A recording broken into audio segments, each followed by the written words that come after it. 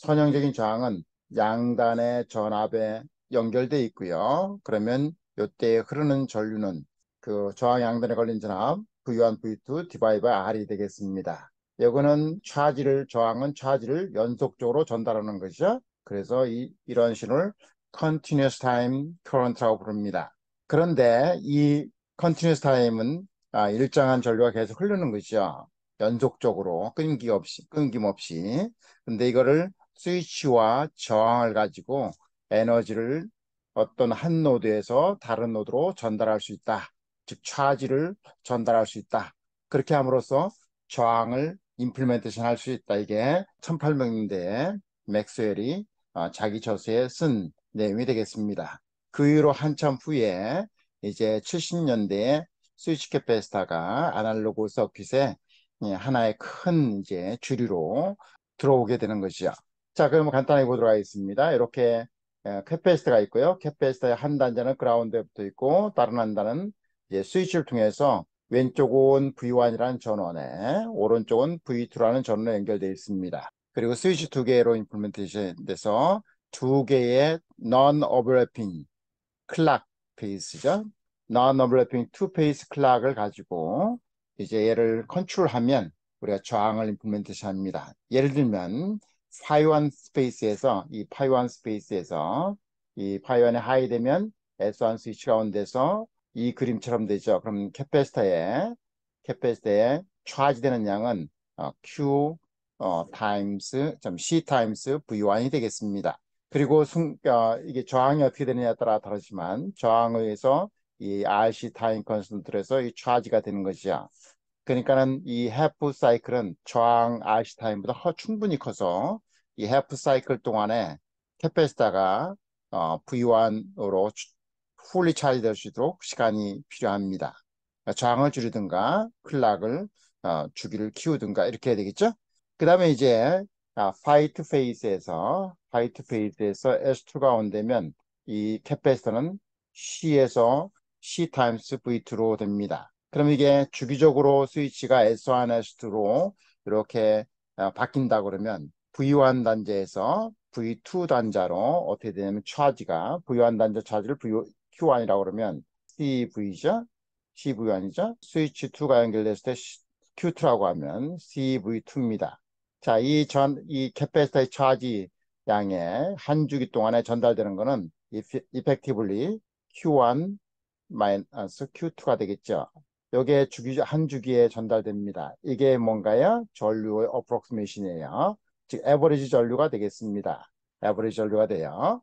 자, 그러면 이는 어떻게 표현되냐면 C에 V1 V2가 되겠죠? 얘를 다시 정리하면 이렇게 되면 T of C에 V1, V2입니다. 얘하고 continuous time하고 비교를 하면 R은 T divide C가 되겠습니다. T분의 1은 F가 되기 때문에 얘는 이렇게 캐패시턴스하고 프리퀀시 혹은 주기로 저항이 전달됩니다. 자, 얘를 물리적인 의미로 한번 생각해 보죠. C를 굉장히 키우면요. C를 키우면 동일한 주기에 차지량을 이제 동일한 양단의 전압 차이에서 차지량을 많이 전달할 수 있습니다. 왜 그러냐면 Q 차지는 CV가 되기 때문에 캐패시터가 크면 차지량을 한 주기 동안에 많이 전달할 수 있어요. 그러면 전류가 많아지는 거죠. 예, 그 얘기는 뭐냐면 저항이 적다는 거예요. 캐패시터 크면.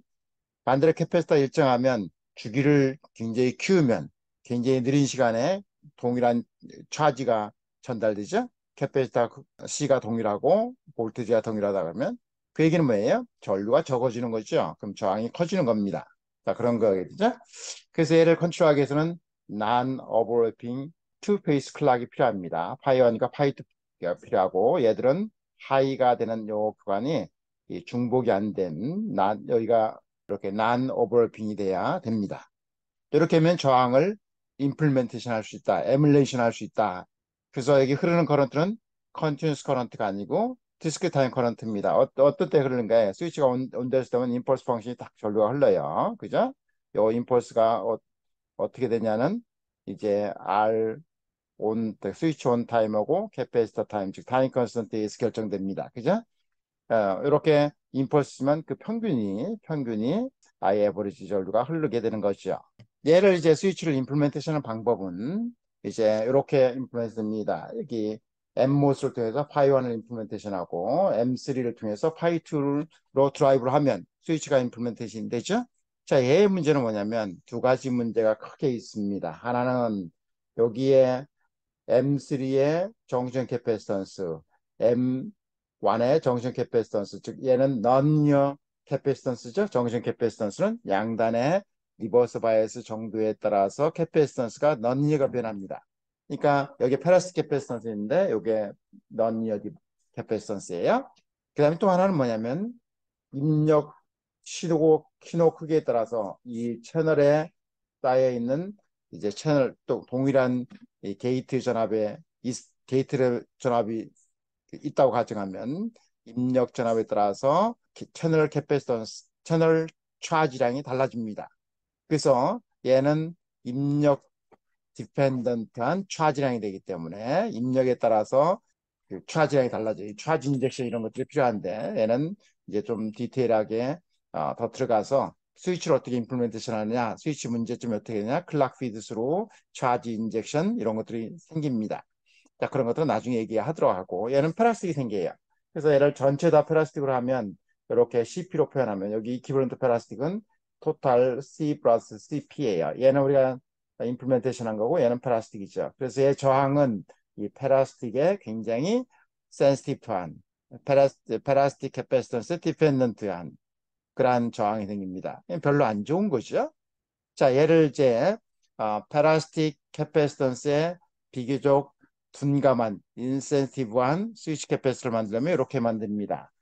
스위치를 두 개가 더 필요하지. 즉 토탈 네 개를 써서 파이1, 파이1 이렇게 하고 파이2, 파이 이렇게 됩니다. 예를 들면 파이2일 때는 여기가 그라운드예요. 즉 다시 말하면 플라스틱 캐패시턴스는 그라운드 연결되기 때문에 차지가 없습니다. 그리고 이 C는 리셋되죠. 여기 그라운드 양단의 그라운드니까 리셋됩니다. 그리고 나서 파이1이 온되고 파이1이 온되면 스위치가 이렇게 연결되죠. 그러면 여기는 V1이기 때문에 요거는 V1으로 차지돼 버리고요. 그 다음에 여기도 V2로 차지되죠. 그 대신에 양단에 걸린 건 뭐예요? V1-V2입니다. 즉 페라스 캐패시턴스가 영향을 주지를 않습니다. 캐패시터 C의 양단에 걸리는 이거는 V1-V2예요. 그래서 이 구조는 페라스틱 인센티브한 구조고 이 구조를 가지고 저항을 이제 대신하면 됩니다. 자, 요 그렇게 만들 수도 있고 이렇게 만들 수도 있겠죠. 저항을 이렇게 캐패시터 연결하고 여기를 스위치를 하고 스위치하고 여기 스위치가 있겠죠.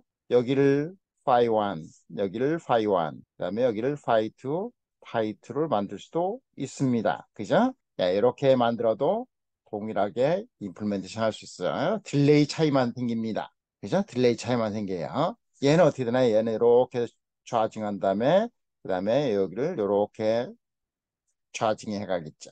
디차지하겠죠. 여기에 V1으로 연결돼 있고 동일하죠? 예. 그 다음에 여기는 V2로 여기 V2면 V2 연결돼서 그래야 저항은 앞에 것처럼 T 오브 C가 됩니다. 얘는 어떻게 돼요? 처음에는 이 캐패시터가 파이 2일 때는 이렇게 되고 리셋되죠? 그 다음에 파이 1일 때는 V1, V2가 이렇게 연결됩니다. 이게 파이 1 베이스고 파이 2 베이스죠? 자, 이렇게 해서 스위치를 어떻게 놓느냐에 따라 나중에 인버팅이 될 수도 있고 난 인버팅 앰플리파 적분기가 될 수 있습니다. 자, 예를 들어서 왼쪽에 있는 그림은 우리가 continuous time 적분기죠. 이 버추얼 그라운드 때문에 이 전류 흐르는 커런트는 R분의 V인이 되겠습니다. 자, 그럼 이 커런트는 이제 어디로 가면 캐패시터를 거쳐서 되고 여기가 플러스 마이너스 Vout이 그럼 어떻게 되나요? 실제로는 차지가 이렇게 되니까 이거 플러스 이렇게 되죠. 그러니까 인버팅이에요. 그죠? 여기를 플러스 여기를 Vout으로 보면 이 극소로는 마이너스가 됩니다. 그래서 인버팅이에요. 그럼 사인컨스 R10분의 1이죠.